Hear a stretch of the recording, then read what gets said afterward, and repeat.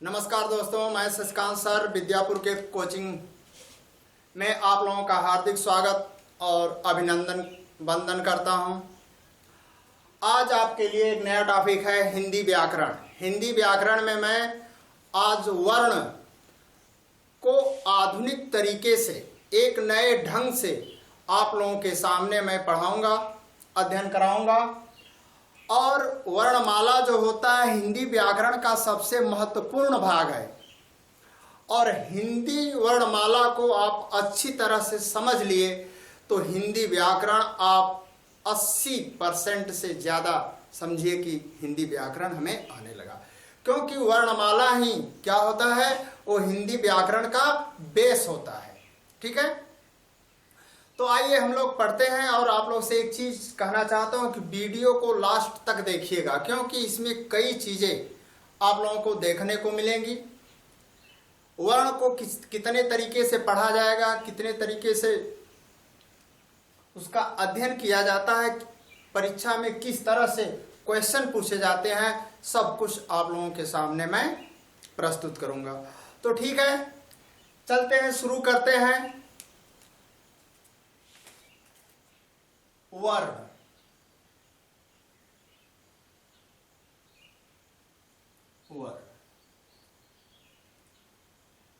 वर्ण क्या होता है समझते हैं।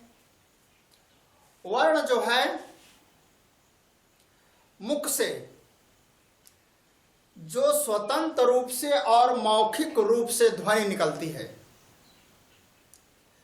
जो स्वतंत्र रूप से मुख से ध्वनि निकलती है उसी को लिपिबद्ध कर दें तो वही क्या कहलाती है, वर्ण कहलाती है। क्या कहलाती है, वर्ण कहलाती है। या उसकी और एक परिभाषा दे सकते हैं कि वर्ण जो होता है वह वाक्य की सबसे छोटी क्या होती है, इकाई होती है। वाक्य की सबसे छोटी इकाई को हम क्या कहते हैं, वर्ण कहते हैं। जैसे आपने मुख से क ध्वनि निकाला, क्या निकाला, क। अब उस क ध्वनि को जब हम एक प्रतीक के रूप में, एक चिन्ह के रूप में उसे लिख दें तो वही क्या कहलाएगा, वर्ण कहलाएगा। तो ध्वनियों को लिपिबद्ध करके लिख दिया जा तो वही क्या हो जाता है, वर्ण होता है। क्या होता है, वर्ण होता है। तो वर्ण की एक छोटी सी परिभाषा हो जाएगी कि वाक्य की, किसकी, वाक्य की सबसे छोटी इकाई क्या कहलाती है, वाक्य की सबसे छोटी इकाई को क्या कहते हैं, वर्ण कहते हैं। क्या कहते हैं, वर्ण कहते हैं। देखिएगा, वर्ण हो गया। हिंदी में वर्णों की जो कुल संख्या है वह 52 है। कितनी है, 52 है। और उनको क्रमबद्ध व्यवस्थित किया गया है और उसी क्रमबद्ध व्यवस्थित को हम क्या कहते हैं, वर्णमाला कहते हैं। क्या कहते हैं, वर्णमाला। क्या कहते हैं दोस्तों, वर्णमाला। वर्णमाला क्या होता है समझते हैं। वर्णों के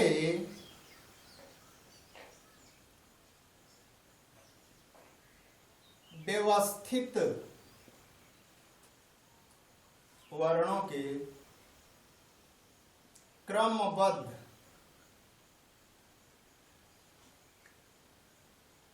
व्यवस्थित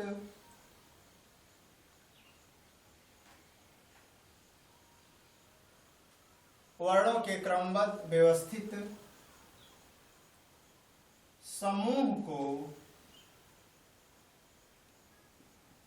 को क्या कहते हैं, वर्णमाला कहते हैं। यदि आप लोगों से कहा जा, यहां पर देख लीजिएगा, कहा जा कि अ, आ, ई, बड़ा ऊ, तरह अह तक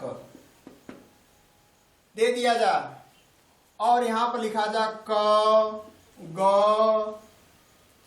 ख च ज, इसी तरह ज्ञान तक। तो क्या ये वर्णमाला है? नहीं, यह वर्णमाला नहीं है, क्योंकि वर्णमाला में जो अक्षर हैं वो तो हैं, लेकिन क्रम से नहीं है। क्रम से जब होंगे तो अ होगा, अ के बाद क्या होगा? आ होगा, फिर छोटी ई होगी, इसी तरह अह तक हम जाएंगे और उसी तरह क होगा, ख होगा, आपका ग होगा, सेम ज्ञान तक। ठीक है ना? तो ये वर्णों का जो समूह है, जो क्रमबद्ध है और व्यवस्थित है, इसी के समूह को हम क्या कहते हैं? वर्णमाला कहते हैं। क्या कहते हैं? वर्णमाला कहते हैं। आइए आगे देखते हैं। अब हमें यहां से पढ़ना है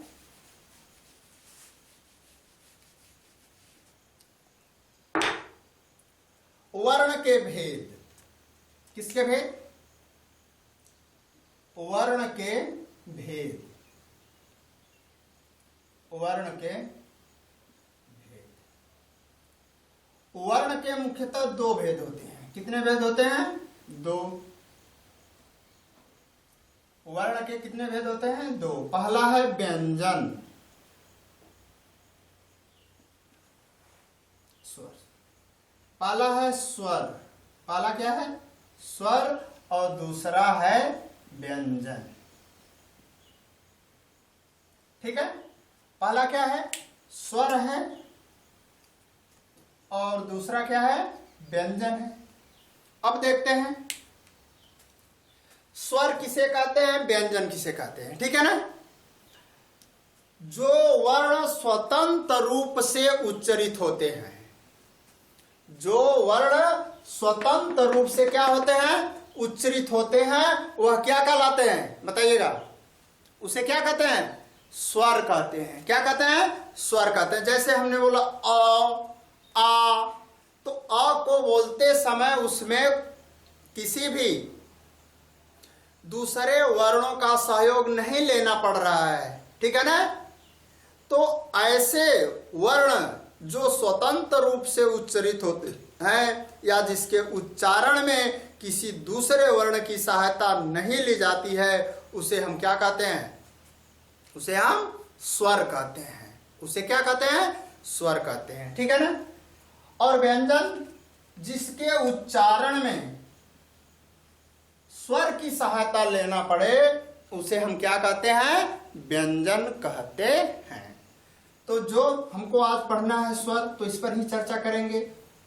जो स्वतंत्र रूप से उच्चरित होते हैं, जो स्वतंत्र रूप से क्या होते हैं? उच्चरित होते हैं, हम उसे क्या कहते हैं? स्वर कहते हैं। समझ में आ गया होगा। ठीक है ना? वाक्य की सबसे छोटी इकाई को वर्ण कहते हैं। वर्णों के क्रमबद्ध व्यवस्थित समूह को क्या कहते हैं? वर्णमाला कहते हैं।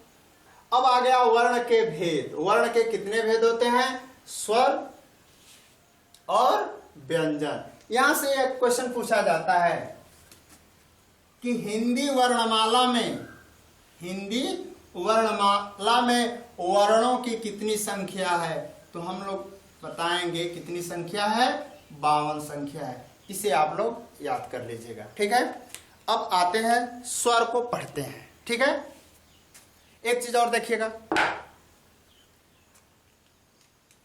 हमें पढ़ना है स्वर। क्या पढ़ना है? स्वर। यहां से क्वेश्चन आते हैं, बनते हैं। ध्यान से देखिएगा। स्वर की संख्या कितनी होती है? स्वर के भेद कितने होते हैं? और स्वर की मात्राएं कितनी होती हैं? स्वर की मात्रा। तो देखते हैं संख्या। आपसे पूछा जाएगा कि हिंदी वर्णमाला में स्वर की संख्या कितनी होती है? तो हिंदी वर्णमाला में स्वर की संख्या कितनी होती है? 11 होती है। कितनी होती है? 11 होती है। वो कौन कौन से वर्णमाला है, आइए देखते हैं। अ, आ, छोटी, बड़ी, छोटाऊ, बड़ाऊ, ऋषि, एड़ी, ऐनक,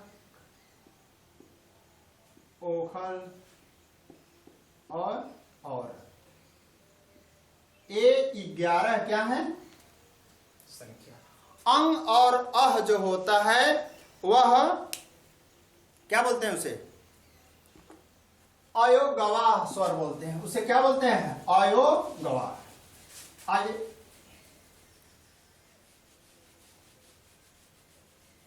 यहां पर समझते हैं।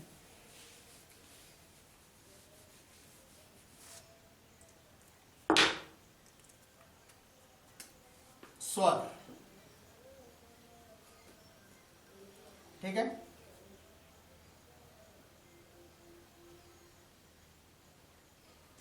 स्वर की संख्या कितनी होती है? हिंदी में स्वर की संख्या बोलिए 11। भेद कितने होते हैं? 3। और मात्राएं कितनी होती हैं?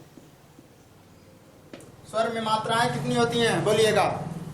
स्वर में मात्रा कितनी होती है? स्वर की संख्या 11 है, मात्राएं कितनी होंगी?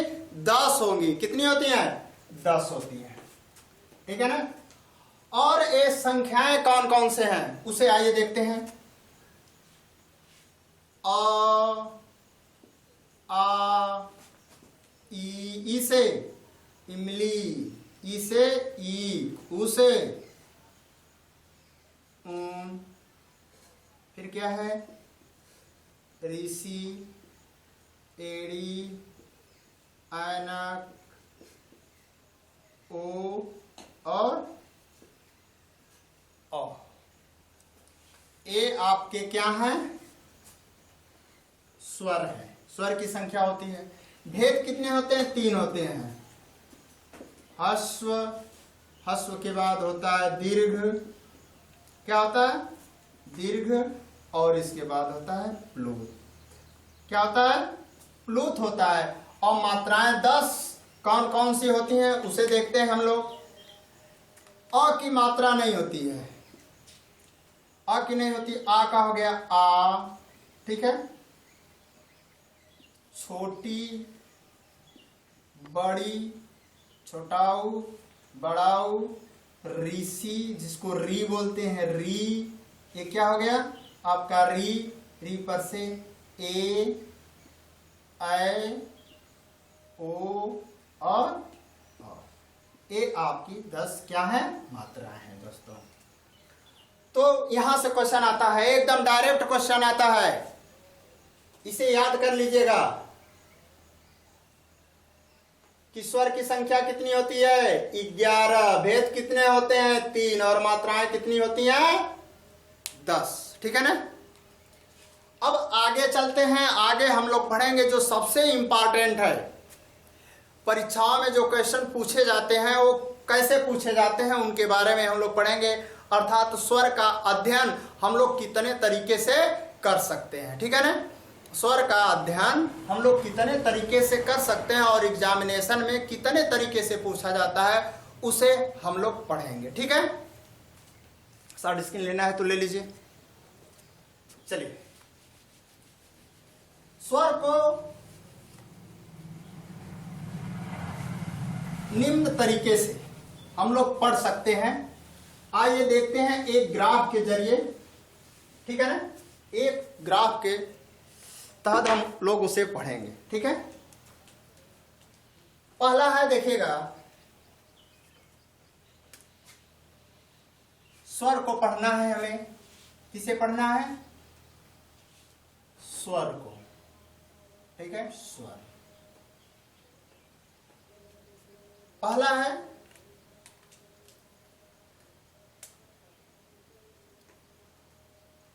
उत्पत्ति। उत्पत्ति के आधार पर। किसके आधार पर? उत्पत्ति के आधार पर स्वर के भेद।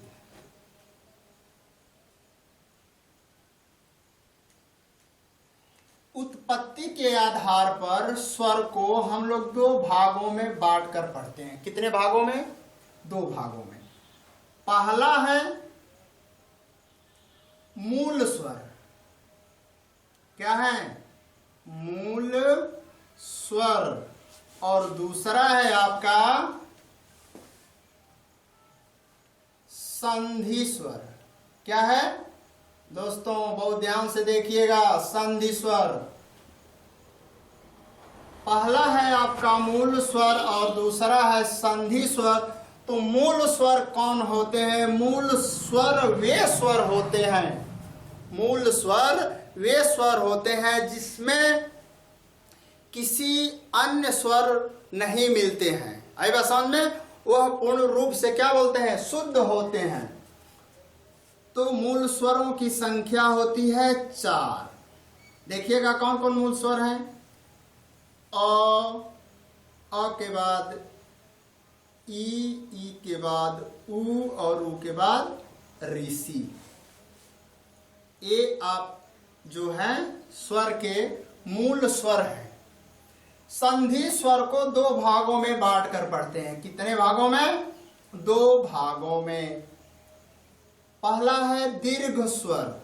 क्या है? दीर्घ स्वर। और दूसरा है संयुक्त स्वर। दूसरा क्या है? संयुक्त स्वर। देखिएगा दीर्घ स्वर किसे कहते हैं? दीर्घ स्वर उसे कहते हैं कि जब एक ही जाति के वर्ण आपस में मिल करके एक नए स्वर की उत्पत्ति कर देते हैं। जब एक ही जाति के स्वर आपस में मिलकर एक नए स्वर की उत्पत्ति कर देते हैं तो उसी को क्या बोलते हैं हम लोग? दीर्घ स्वर। क्या कहते हैं? दीर्घ स्वर। जैसे देखिएगा अ प्लस अ प्लस अ बराबर क्या हो गया भाई? आ। ई प्लस ई बराबर क्या हो जाएगा? बड़ी ई। उ प्लस उ बराबर क्या हो जाएगा? बड़ा ओ हो जाएगा। ठीक है ना? और ऋषि प्लस ऋषि मिलकर के क्या हो जाएगा? बड़ी ऋषि। ये आपके क्या होंगे? ये दीर्घ स्वर हो गए। ठीक है ना? जब एक ही जात के स्वर आपस में मिलकर नए स्वर की उत्पत्ति कर देते हैं तो उसे हम क्या बोलते हैं? दीर्घ स्वर। संयुक्त स्वर उसे कहते हैं जब दो अलग अलग जाति के वर्ण आपस में मिल करके नए स्वर की उत्पत्ति कर दें। उसे क्या बोलेंगे? संयुक्त स्वर। उसे क्या कहते हैं? संयुक्त स्वर। आइए देखते हैं संयुक्त स्वर के कौन कौन से हैं। देखिएगा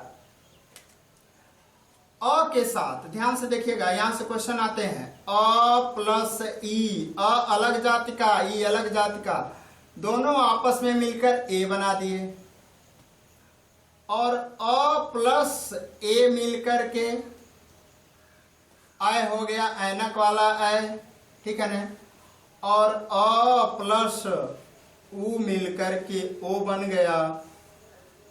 और अ प्लस ओ मिलकर के क्या हो गया? ओ हो गया। ये आपके हो गए उत्पत्ति के आधार पर। किसके आधार पर? उत्पत्ति के आधार पर। अब हम लोग पढ़ेंगे मात्रा के आधार पर। अगला जो है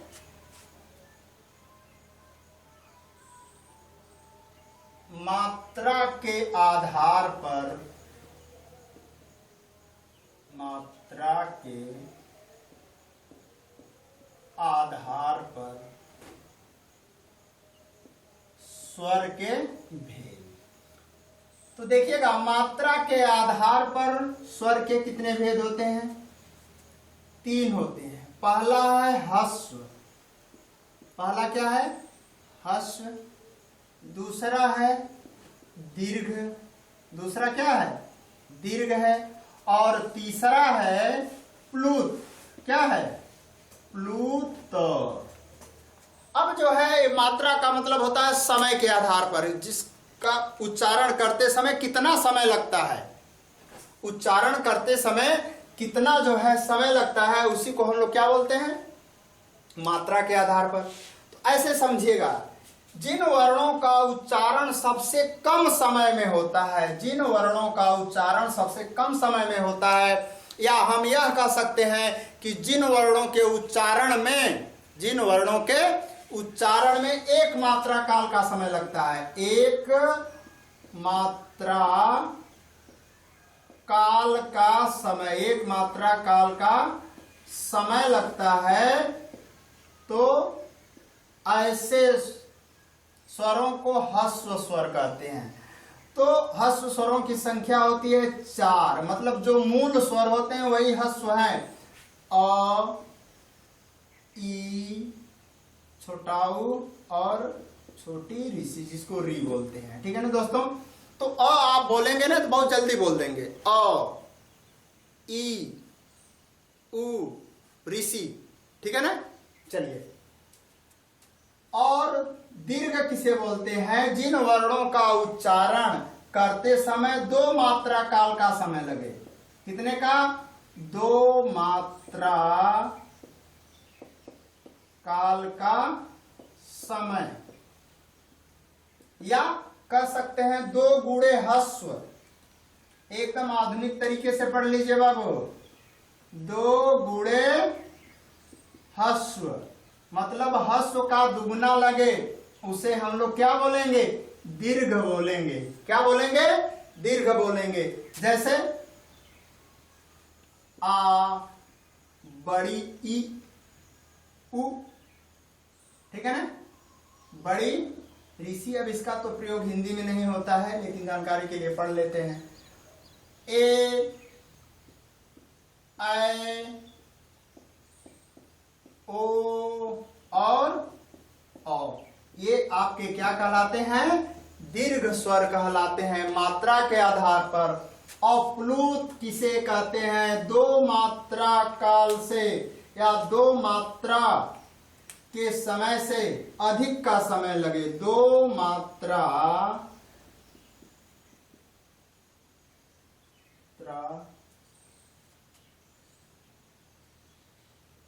से अधिक का समय, अधिक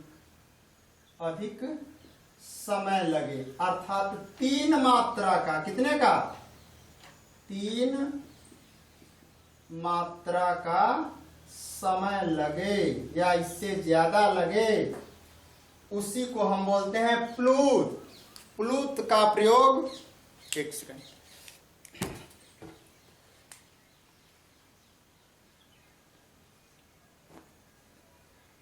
दोस्तों देखिएगा, 2 मात्रा से अधिक का समय लगे। ठीक है ना? 2 मात्रा से अधिक का समय लगे, या 3 मात्रा का समय लगे, या 3 मात्रा से ज्यादा का समय लगे, उसे हम प्लुत कहते हैं। किसी को बुलाने में, पुकारने में, जैसे नाटक में दरबान होता है ना, पुकारता है कि फलाने हाजिर हों, तो ने पर ए का जो उच्चारण है उसको देर तक खींचता है।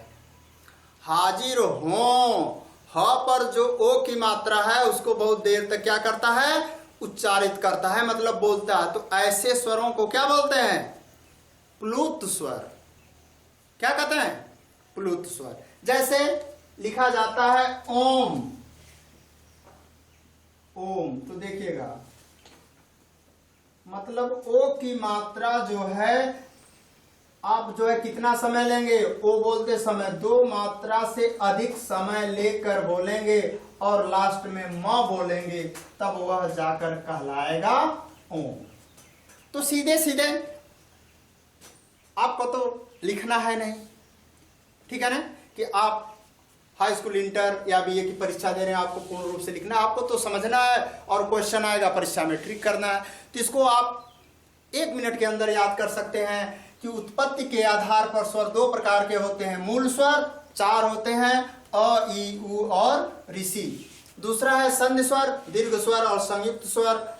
दीर्घ स्वर कौन कौन होते हैं? जब मूल स्वर आपस में मिल करके या एक ही जाति के स्वर जब मिल करके नए वर्ण की उत्पत्ति कर देते हैं, स्वर की उत्पत्ति कर देते हैं तो दीर्घ कहलाता है। और संयुक्त किसे कहते हैं? जब अलग अलग जाति के स्वर आपस में मिलकर नए स्वर की उत्पत्ति करते हैं तो क्या बोलाते हैं? संयुक्त। मात्रा के आधार पर एक मात्रा काल का समय लगे उसे ह्रस्व, दो मात्रा का समय लगे उसे क्या बोलते हैं? दीर्घ, और तीन मात्रा का समय लगे उसे हम क्या बोलते हैं? प्लुत कहते हैं।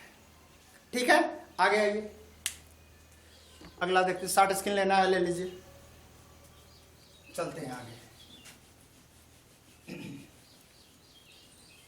देखिएगा दोस्तों, किसी चीज को पढ़ने से पहले उसको हम कितने तरीके से पढ़ सकते हैं, अगर ऐसा करके हम लोग पढ़ेंगे तो वो चीजें जो है बहुत ही आसान हो जाती हैं। ठीक है ना?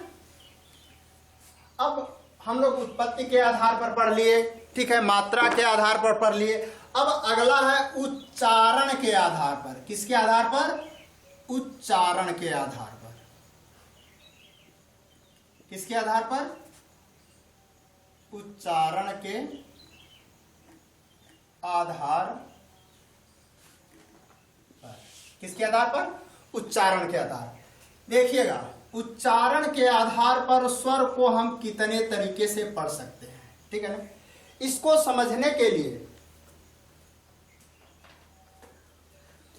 समझने के लिए सबसे पहले ये चीजें जानना जरूरी है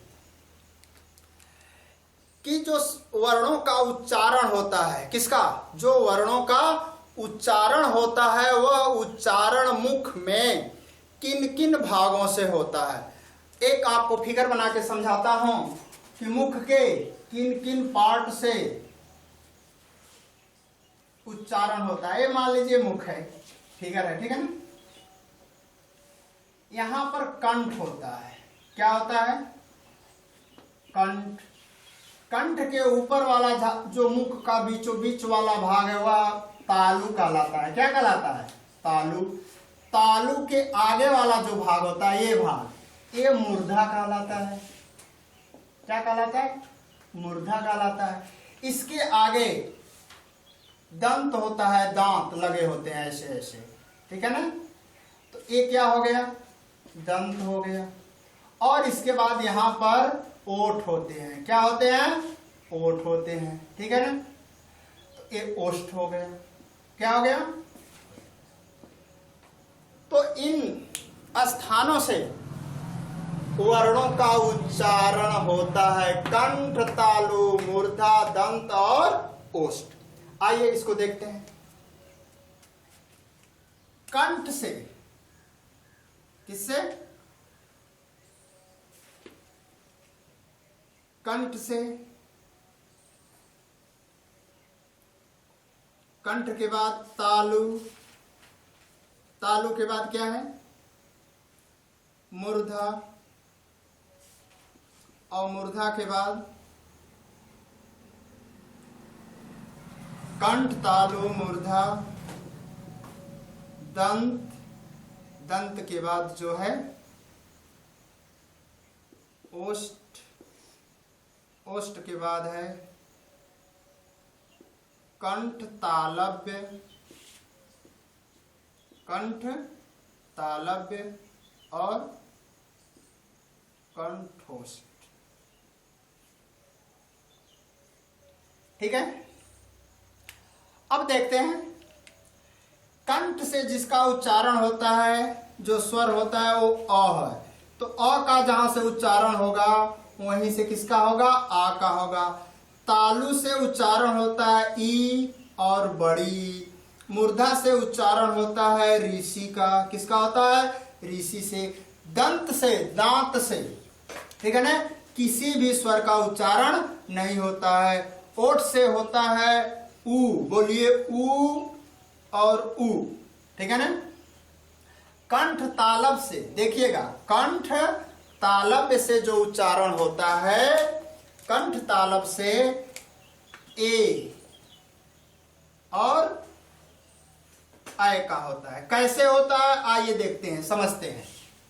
देखिएगा, मैं अभी दीर्घ संयुक्त स्वर में बताया था कि अ प्लस ई मिलकर के क्या बनता है, ए बनता है। अ का उच्चारण स्थान क्या अभी बताया गया है, ऊपर कंठ, और ई का उच्चारण स्थान क्या बताया गया है, ई का उच्चारण स्थान क्या बताया गया है, तालु। तो दोनों को जोड़ दीजिए, कंठ और तालु को, तो हो जाता है कंठ तालव्य, ठीक है ना।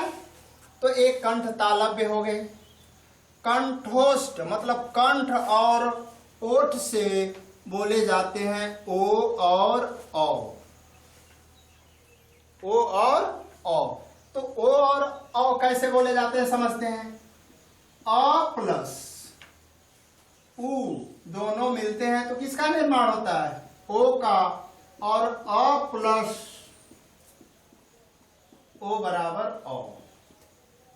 तो बताइएगा, ए का उच्चारण स्थान कंठ, ए का उच्चारण स्थान कंठ, उ का उच्चारण स्थान ओष्ठ, क्या हो गया, ओष्ठ। तो कंठ प्लस ओष्ठ मिलकर हो जाते हैं कंठोष्ठ। तो उच्चारण के आधार पर, किसके आधार पर, उच्चारण के आधार पर हम लोग स्वरों को निम्न तरीके से पढ़ते हैं। कंठ से अ और आ, तालु से ई और ई, मूर्धा से ऋषि, दंत से कुछ नहीं, ओठ से उ और उ, कंठ तालव से ए और ए, और कंठोठ से ओ और औ। आप लोगों को समझ में आया होगा, ठीक है ना। अब आइए आगे देखते हैं। और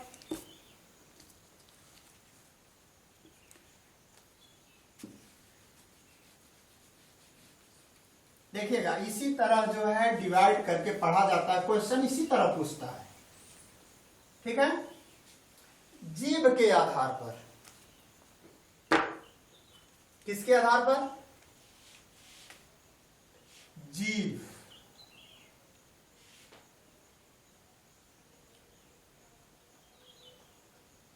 जीभ के आधार पर स्वर का विभेद। जीभ, जीभ जानते हैं ना, मुख का या शरीर का समझेगा कि एक बहुत ही इंपॉर्टेंट भाग है, वो क्या है, जीभ, ठीक है ना।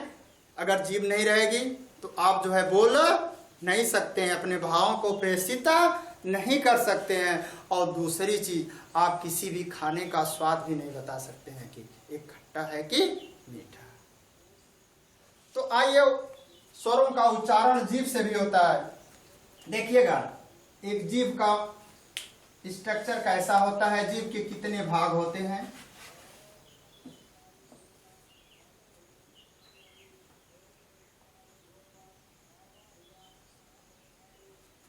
ये जीभ का होता है पश्च भाग, ये होता है मध्य भाग, क्या होता है, मध्य, पश्च, और ये जो होता है अग्रभाग।